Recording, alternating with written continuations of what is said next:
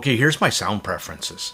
I like a variety of different tunings, but really what gets my juices flowing, starting from the lower octaves, is in the bass. I like my bass punchy, tight, fast with a kick.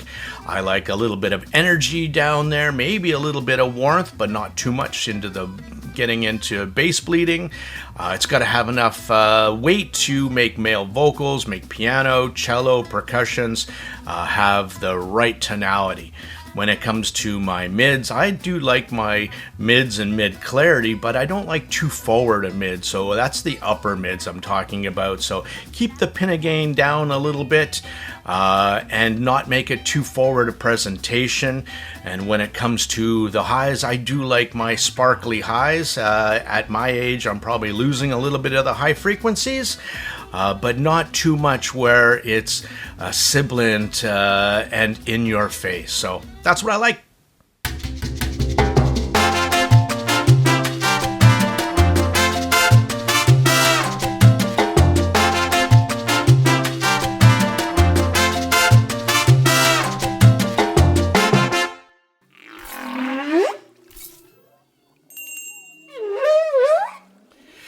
Hello, welcome back. Today we're going to talk some whale meat. TRN's latest, called the Whale Shark. Super funky looking, really cool. I'd take pictures of it, but they don't do it justice. This is very similar one to the shell that came out a little while ago, also with swappable nozzles, and we'll talk about that in the conclusion. $129.99, $130. Inside here is a very similar driver configuration to what we have already seen. There is a 10.5 millimeter beryllium dynamic driver for the subbase. There's an 8 millimeter PET for the mids. Now those two, and this is what makes this one kind of unique as well with us, we've seen this before from TRN, is that they are stacked like that. And there's two stacks. The driver configuration of this in total is 3 dynamic drivers, 1 6 millimeter planar driver, so, and not a micro planar. So what we do is, there's 2 stacks. Here's a picture of how they put it together.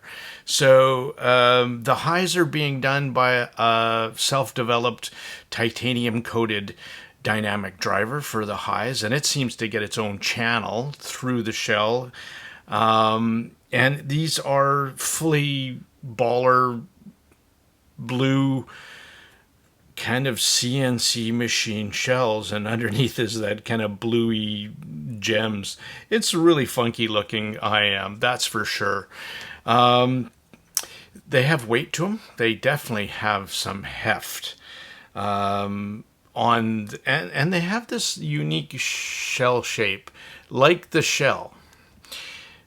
And I'm going to admit right now that I think I struggle to get a really comfortable seat on this. Here I'm using the Dunu S&S tips after going through, well, give me a sec.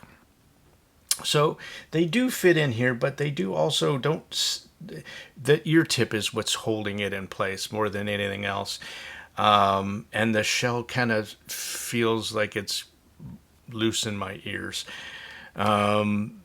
I played around with all the tips that came in the box. Here's a shot of what came in the packaging. And for what comes in the packaging is pretty darn standout.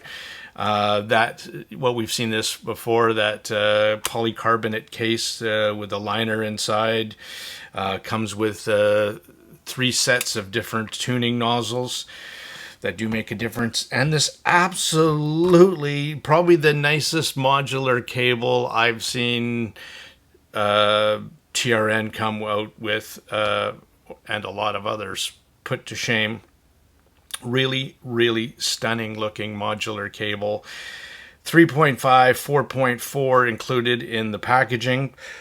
There is no USB-C with this one.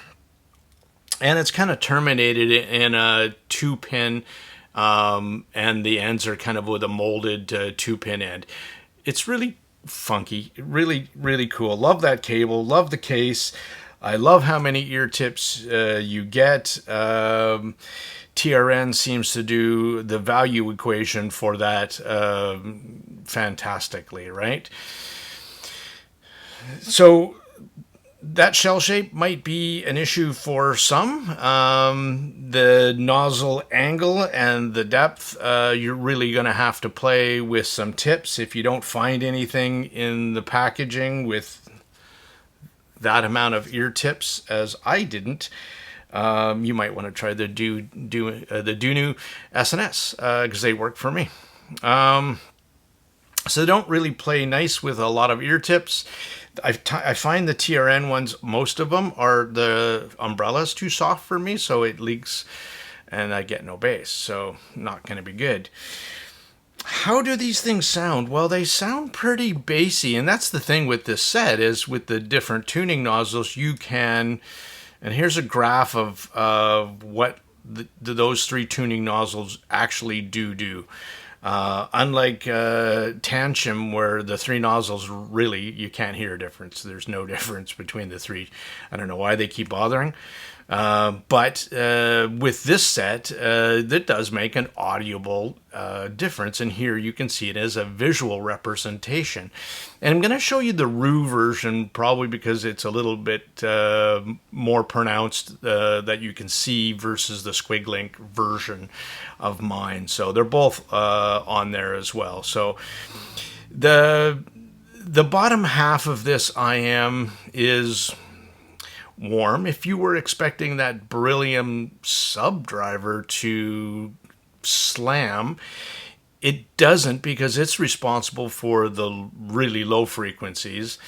It's that PET driver that's responsible, I think, for most of the mids and mid bass, and probably a good 80% of that, and it's really nice. So we'll talk about the mids here in a second, but the bass doesn't slam like I really like.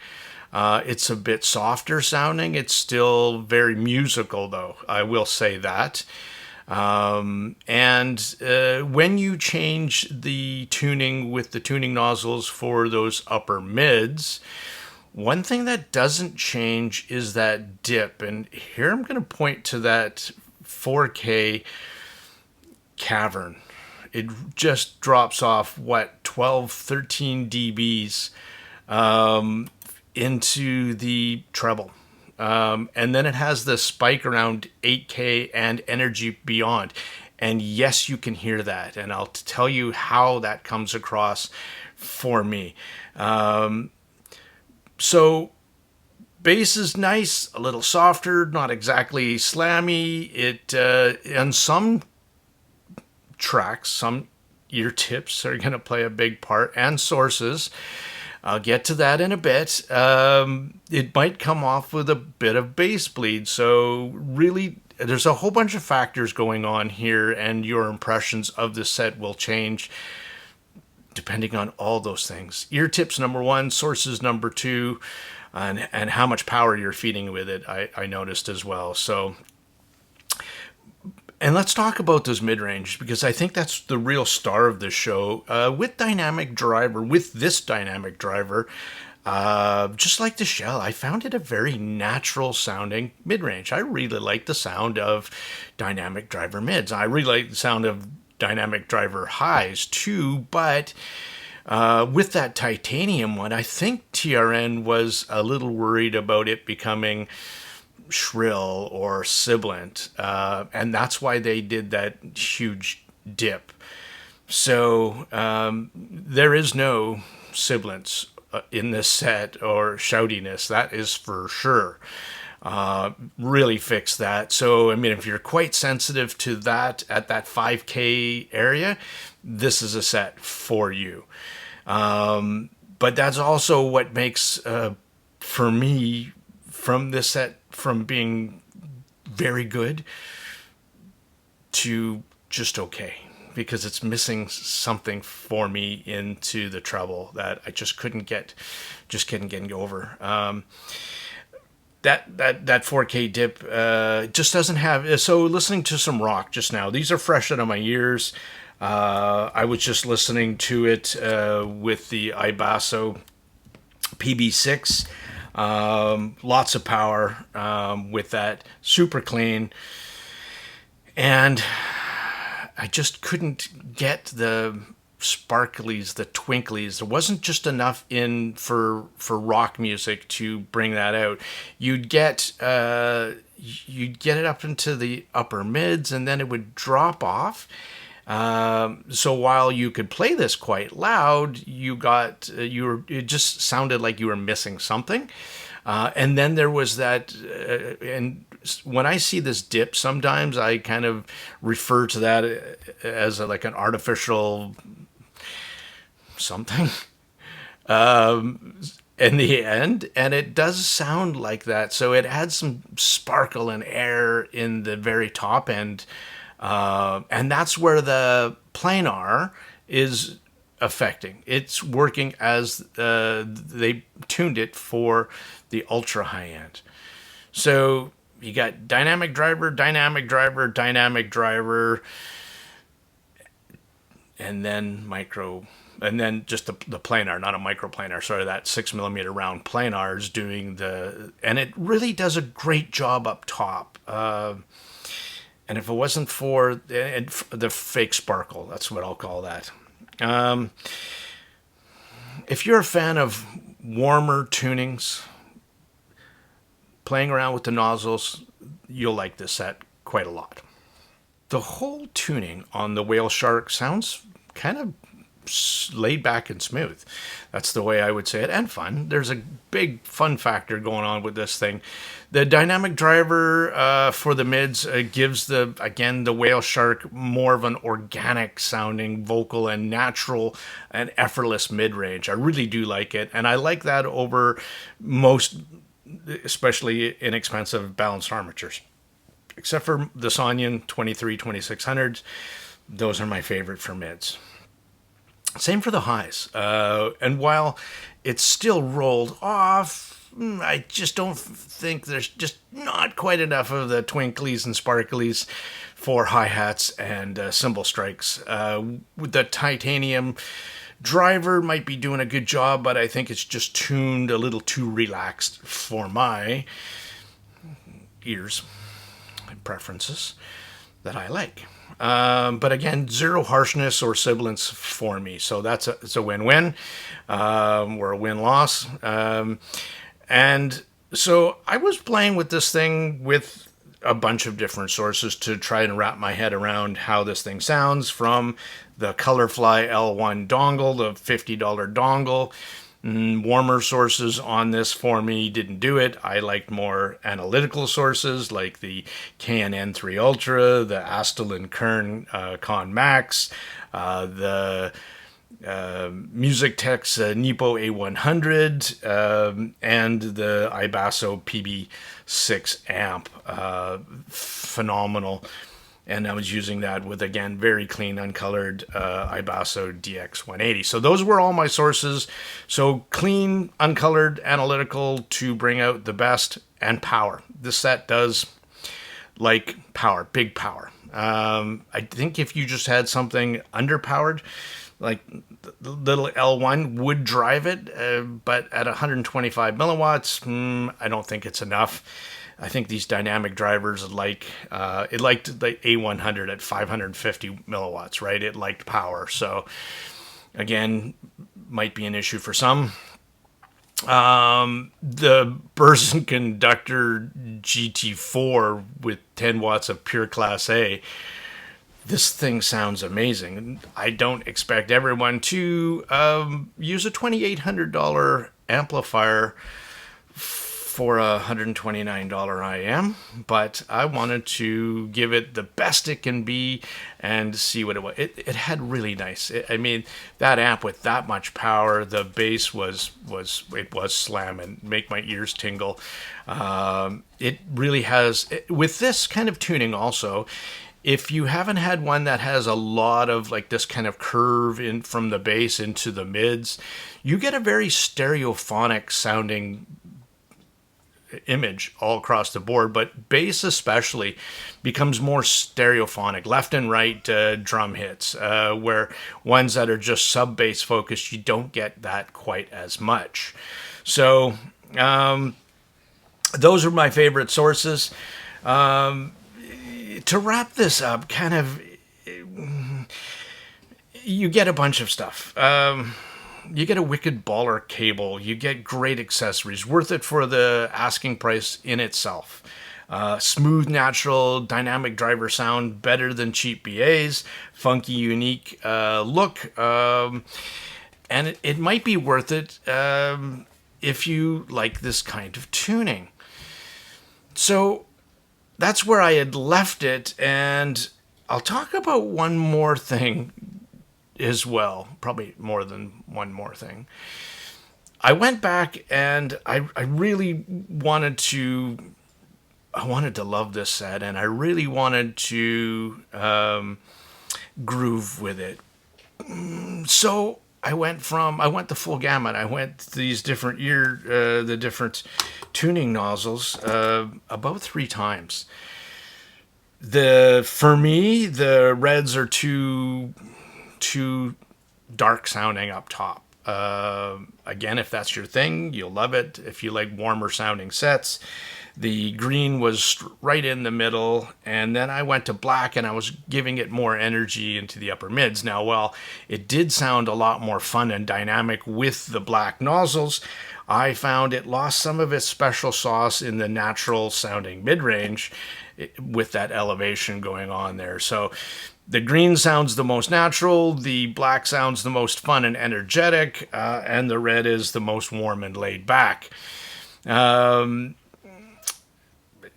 Some observations, again, just to clarify, it needs power. The shell shape might not be the most comfortable. The nozzle angle could be an issue for some to get it angled up into your ears. And again, ear tips are going to make a big difference with that for me. Again, Dunu SNS stage tips work the best.